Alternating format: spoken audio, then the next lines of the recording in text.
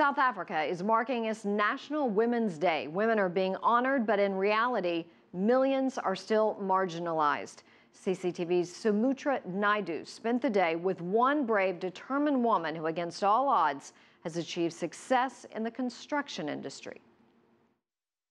South Africa spends around $25 billion on infrastructure development every year. The majority of the spend goes to big construction companies that are still dominated by men. A KwaZulu-Natal woman is breaking this trend. She's gone from being a retail manager to owning a successful construction business in just 5 years. But Indrani Govinder's journey was not an easy one.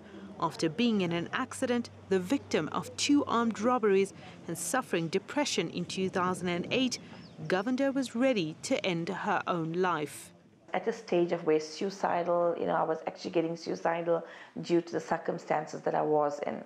I was sitting in a coffee shop. I picked up a newspaper that had where I read Women in Construction workshop that was being held. And luckily it was a free conference. So I decided to book for it and go and attend the conference. Govinder had no money but was determined. After the workshop, she felt confident enough to start her own construction company. I actually started off with 20,000 Rand, which a dear friend, had helped me. My bakkie was my office where I worked from. I landed a contract where I was doing grass cutting in a magistrate's court. It was a small job for 550 Rand a month. And from the 550 Rand job, I ended up doing the NMPB pipelines, cutting the grass on the pipelines for 120 kilometers, which I was paid out like 880,000 Rand. After 36 attempts at the tendering process, Govinder finally secured a government contract to revamp a soccer field. It's been 5 years since that contract.